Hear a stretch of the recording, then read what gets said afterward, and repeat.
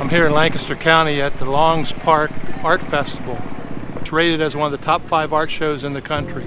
It's really very prestigious. You won't find any bathtubs or insurance salesmen here at this type of art show. This is all art and very high quality art. Every artist in the country wants to be at this show and is juried, and it's a privilege to be selected to come in here. So let's check it out.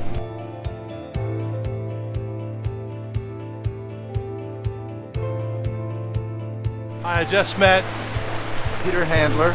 From where are you from? Philadelphia. Have you been to this show before? I have. How many years?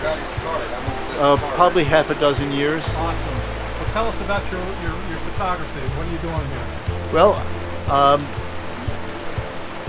like most photographers, I never go anywhere without a camera.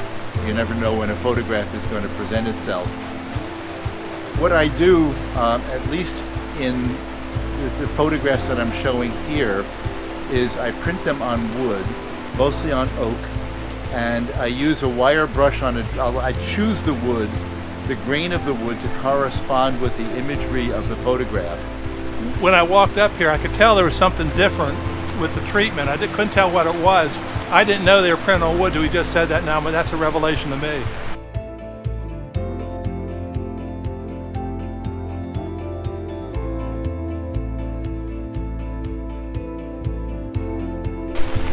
This is commitment.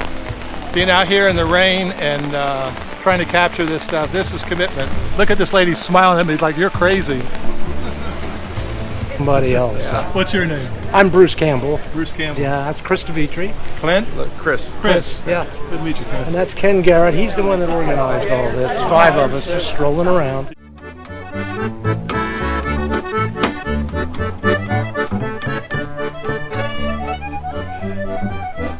He's not ready yet.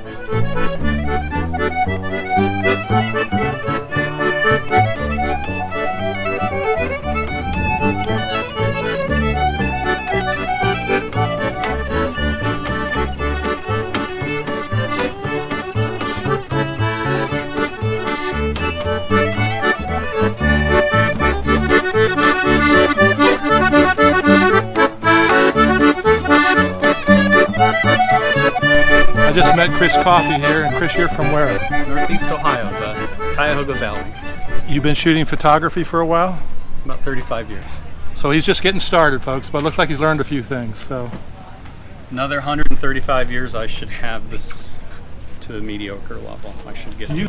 Well, these are gelatin silver prints made in a dark room. If you see a panel, like this is from 4 8x10" negatives. this is 4 8x10. Correct. And then 4 gelatin silver prints made in a dark room, and then the split toning is a 4-step process at the end. That is a lot of work, folks. It is. That is a lot of work. Look at the detail in there. Well, you know, and there's no arguing with that. There's no way to cheat that. You have to decide what's important. Working quick is not important to me. So I think that part of what you owe with that is you got to give it to somebody. Yeah. There's not a lot of interest in making prints in a darkroom now, but there's a lot of things that transcend different ways of working. So learning how to see, learning how to edit, learning how to group images together for exhibition is something that applies to any way of working, not just how I work. So.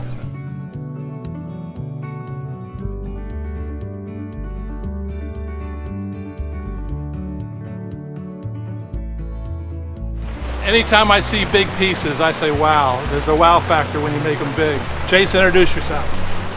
Yeah, my name is Jason Stoddard. Traveled up here from Tennessee. What I do is I take pictures of textures that I like and I overlay it on top so you can see the photograph, then I put a texture on top. It gives it a little depth. And, You add texture to your photographs. Do you add grain? Sometimes. What's your favorite? I don't know, I like the VW Buzz picture. I like VW also. My earlier years, I restored Volkswagens. 57. Love the treatment you did on the Red Barn. Thank you. Tell me about it. Well, that one's actually at the Tennessee State Museum. They bought that one. But that's a concrete floor that I took a picture of and I overlaid it on top. I love that treatment.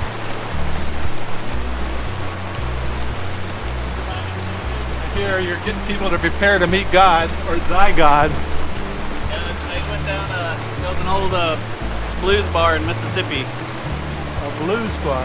Yeah, I had to go down. Oh, I love the guitars. Look at this, folks.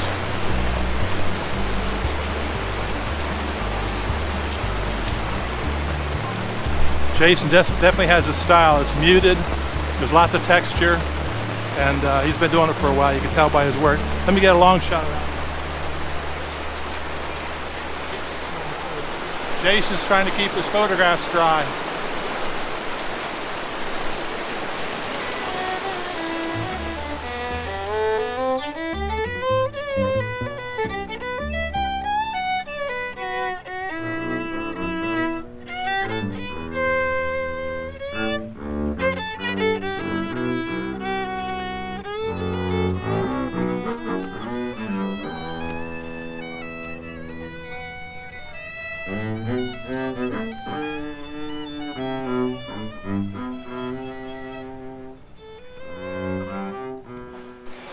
Chris Goog.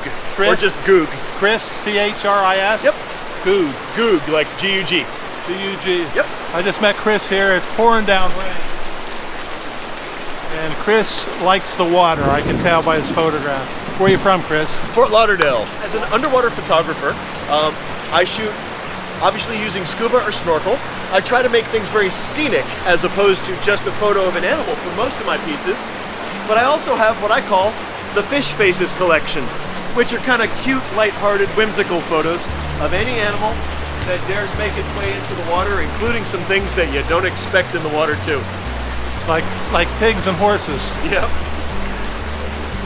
We got a horizontal format here and you've got a vertical. I apologize for that. That's awesome. Yeah, but you're not shooting Hasselblad. Unfortunately, there's no lenses that work for my style of work with a Hasselblad or Mimiya. I shoot almost everything with a fisheye lens, 180-degree lenses. And those That's wide. those simply are not available for Hasselblad cameras. You would need a housing just for the lens. That's right. Yeah, so I'm stuck with SLR cameras, but I have no loyalty to any particular type. To me, it's just a tool. The more megapixels, the better. For printing large, absolutely, yeah. Now, are these metal prints? Yes, some of them are metal. I also print on canvas as well. Metal prints are the highest quality you can get anywhere, but they're also the most expensive to print. Yep. Or what I like to tell my clients is, yes, the metal is fabulous when you light it properly, but if it's, say, like a master bedroom where you're lighting the whole room with 2 table lamps, well, canvas is actually going to show up better in that room. Because of the texture. Yes. It handles lousy lighting situations much better. I just came across Bill's work. Bill is what would you say, a sculptor? I would just say a wood artist, and I kind of go with the flow of the wood. I think the wood already looks a bit like a piece of art before I even do anything to it. I'll show you my favorite piece, which I just finished.